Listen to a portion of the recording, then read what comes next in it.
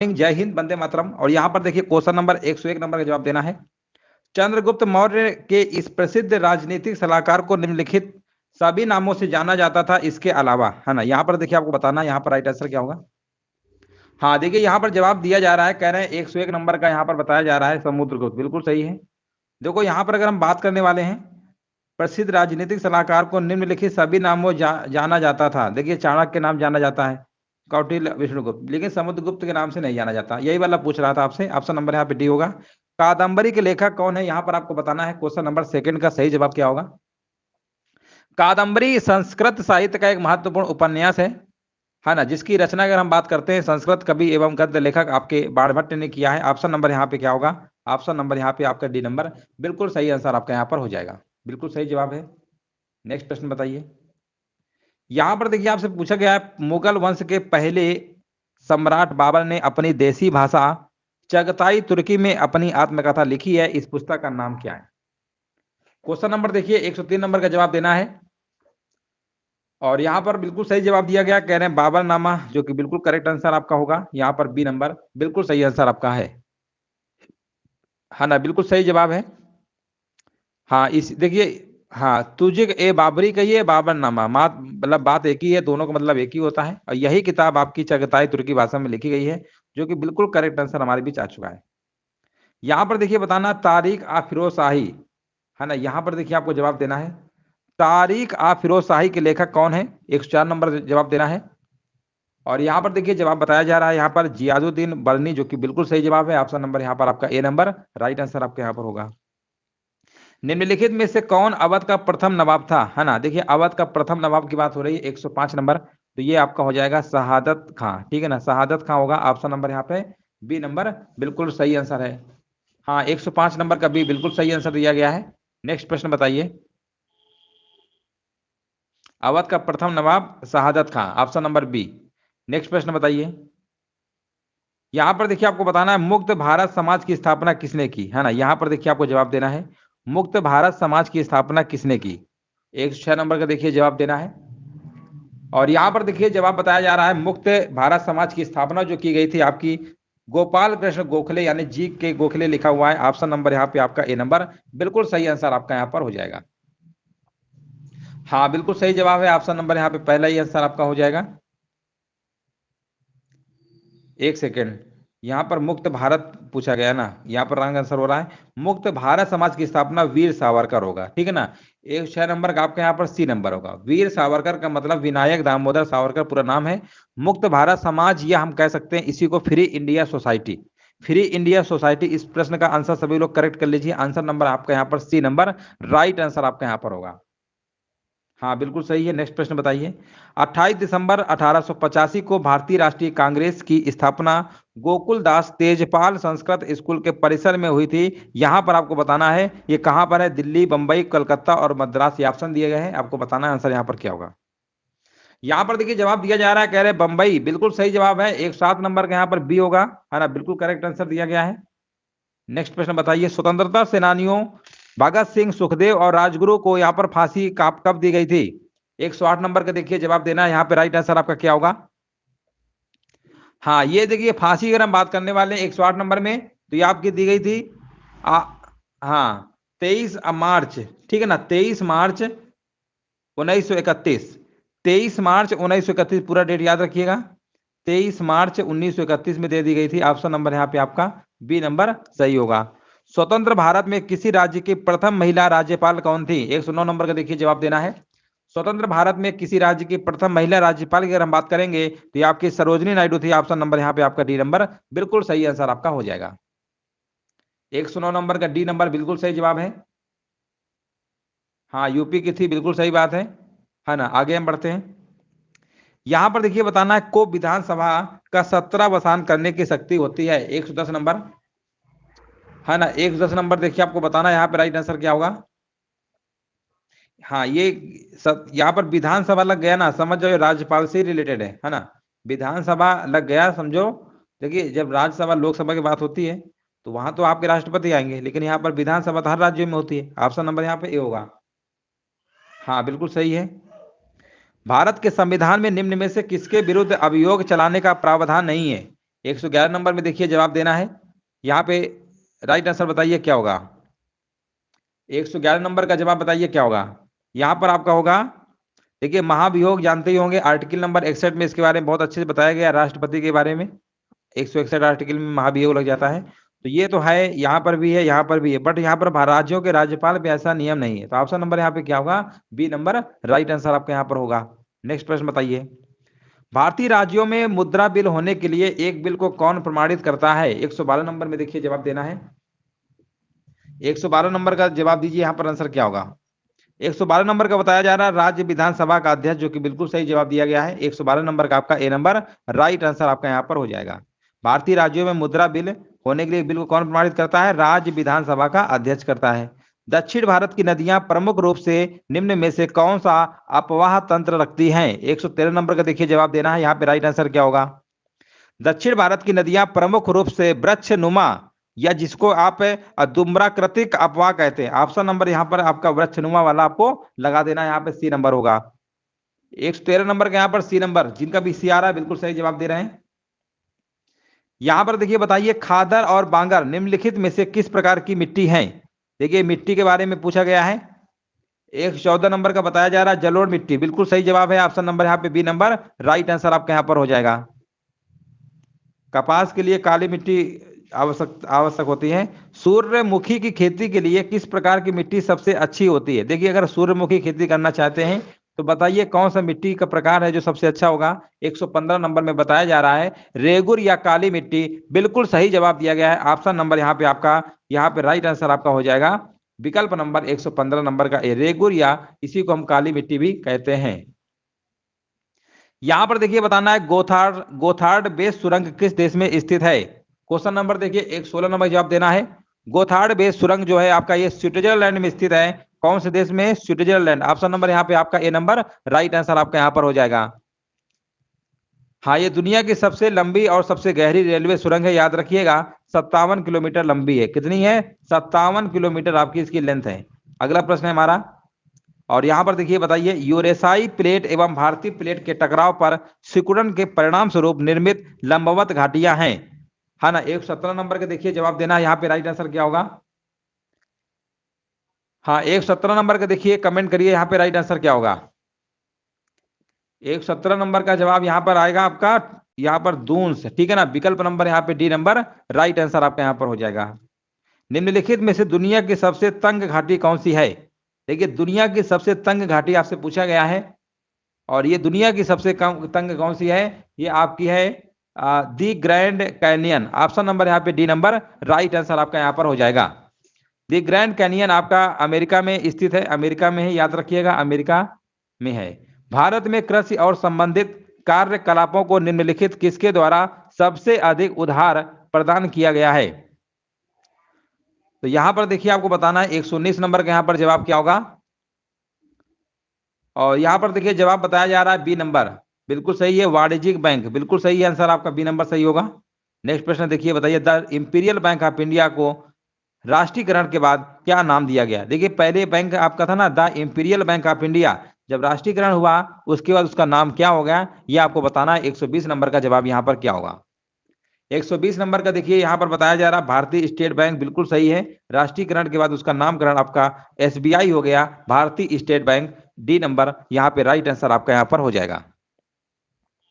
भारतीय state bank का गठन कब किया गया था, गठन किया गया था याद रखिएगा 1 जुलाई 1955 में किया गया था, 1 जुलाई 1955 में गठन किया गया था, याद रखिएगा, ऑप्शन नंबर यहाँ पे डी नंबर बिल्कुल सही आंसर आपका हो जाएगा। नाबार्ड का विस्तृत रूप क्या है, 121 नंबर में देखिए आपको बताना है। नाबार्ड का मतलब क्या होता है, national bank for agricultural and rural development होता है, जिसे आप हिंदी में इसे क्या कहते हैं, राष्ट्रीय कृषि और ग्रामीण विकास बैंक कहते हैं। 121 नंबर का यहाँ पर जवाब आपका होगा national bank for agriculture and rural development. अब एक प्रश्न इससे और बनता है कि नाबार्ड की स्थापना कब की गई थी। स्थापना हमने हजारों बार कराया, 12 जुलाई, डेट याद रखिएगा, 12 जुलाई 1982 को इसकी स्थापना की गई थी, ऑप्शन नंबर यहाँ पे आपका बी नंबर बिल्कुल सही आंसर आपका हो जाएगा। उत्तर प्रदेश राज्य में पारिच्छा बांध किस नदी पर बनाया गया है, 122 नंबर का देखिए जवाब देना है। पारिच्छा बांध जो है यह झांसी उत्तर प्रदेश में आपका स्थित है, यानी यहाँ पे आपका हो जाएगा हाँ बिल्कुल, ये बेतवा नदी पर, कौन सी नदी पर बनाया गया है? बेतवा नदी पर बनाया गया है। ऑप्शन नंबर यहाँ पे आपका सी नंबर राइट आंसर आपका हो जाएगा। चलिए यहाँ पर बताइए। हाँ देखिए, कमेंट करते रहिए। 123 नंबर का देखिए जवाब देना है, यहाँ पर आंसर क्या होगा।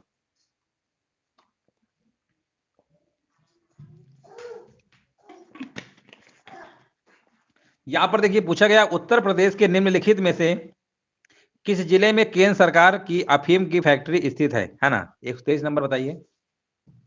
यहाँ पर गाजीपुर जिले में केंद्र सरकार की अफीम की फैक्ट्री स्थित है, जो कि बिल्कुल सही जवाब दिया गया। यहाँ पर गाजीपुर आपका हो जाएगा बी नंबर।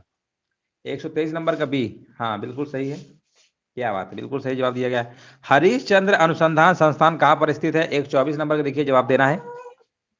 हरिश्चंद्र अनुसंधान संस्थान ये आपका स्थित है 124 नंबर का, इलाहाबाद प्रयागराज। अब इसका नाम बदल गया, पहले इसका नाम हुआ करता था आपका, क्या हुआ करता था, अब इसका नाम बदल गया है ना? अब इसका नाम आपका बदल चुका है, अब ये प्रयागराज हो गया। 124 नंबर का आपका डी नंबर राइट आंसर आपका यहाँ पर हो जाएगा।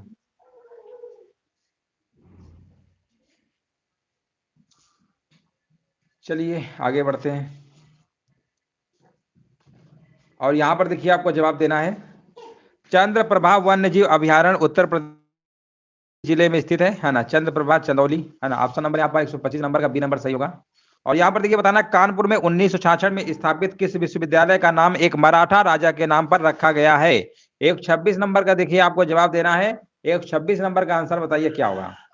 126 नंबर का यहाँ पर जवाब बताया जा रहा है ना? 126 नंबर का जवाब यहाँ पर बताया जा रहा है, छत्रपति साहू जी महाराज विश्वविद्यालय, CSJM, जिसे आप शॉर्टकट कहते हैं। हाँ, ये कानपुर की यूनिवर्सिटी है, आप ग्रेजुएशन वगैरह जो भी यहाँ से कर सकते हैं।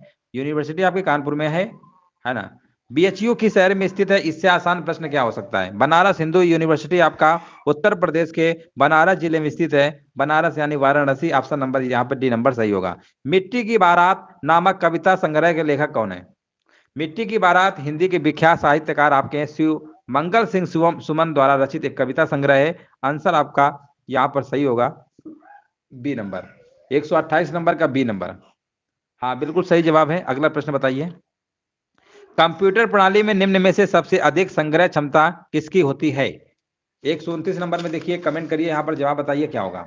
129 नंबर का यहाँ पर जवाब बताया जा रहा है ना? कह रहे हैं यहाँ पर टेराबाइट। क्या बात है, बिल्कुल सही जवाब है ना? 29 नंबर का यहाँ पर सी नंबर बताया जा रहा है, बिल्कुल सही जवाब दिया गया है।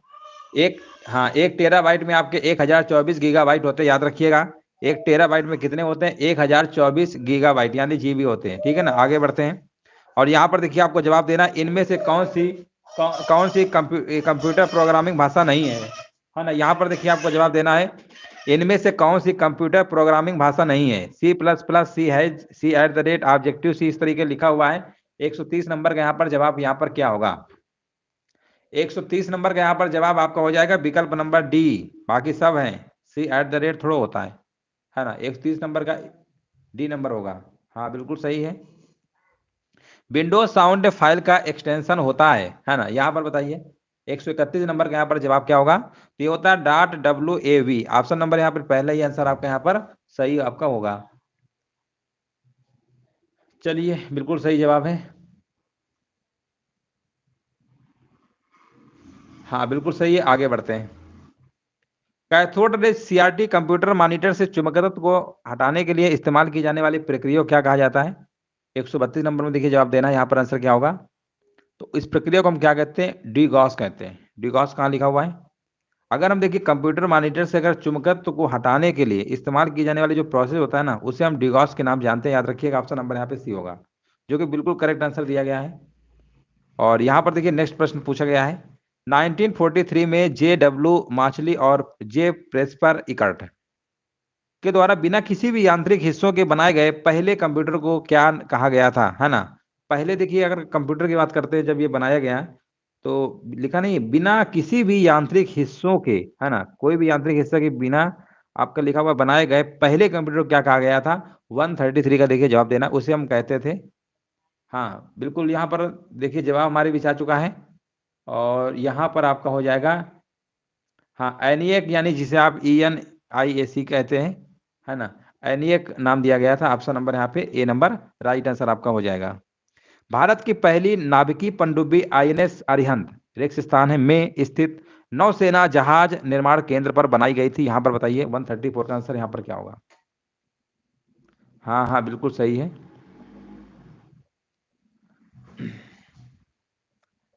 चलिए यहाँ पर आपको बताना है राइट आंसर यहाँ पर क्या होगा।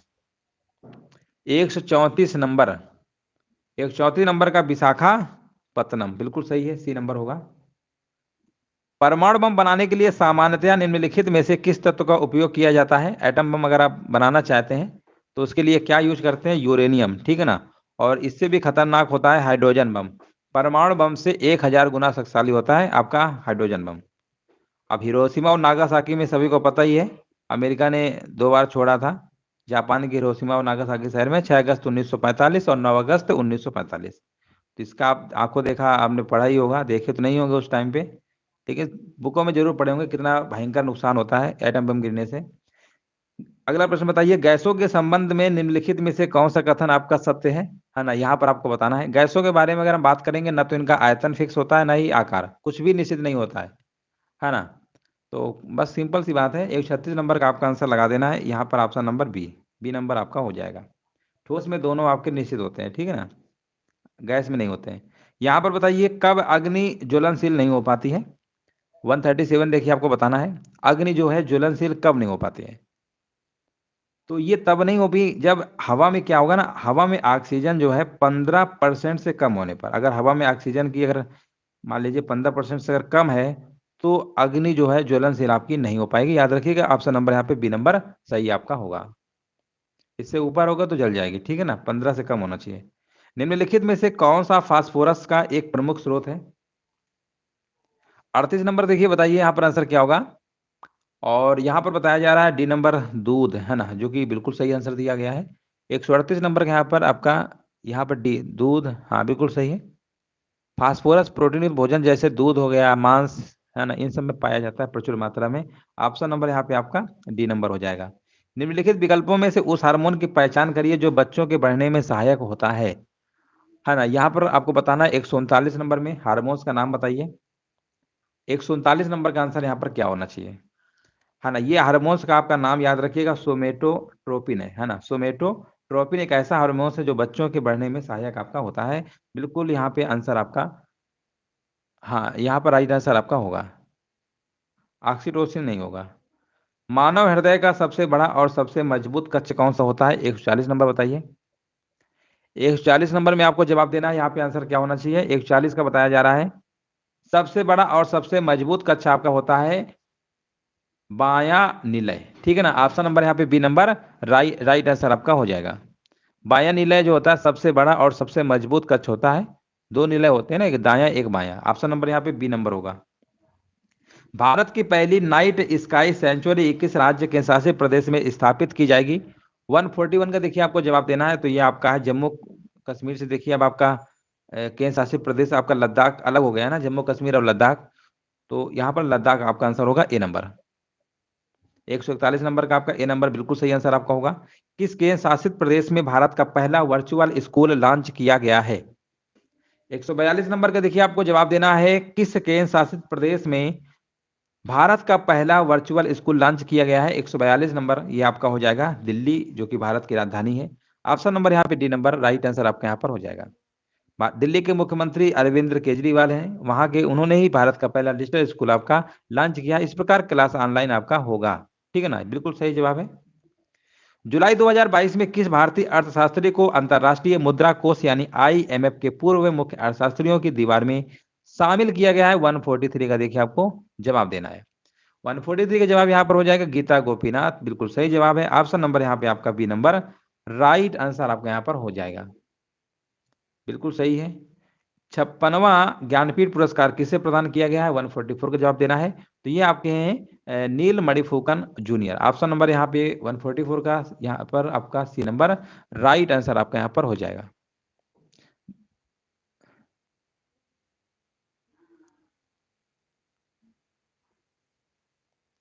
फोर्टी फोर का आपका देखिए, और अगर हम बात करते हैं 57वां, ये तो 56वां था, अगर हम 57वां की बात करते हैं, अगर हम 57वां की बात करते हैं तो ये मिला है आपका दामोदर मावजो को, ठीक है ना।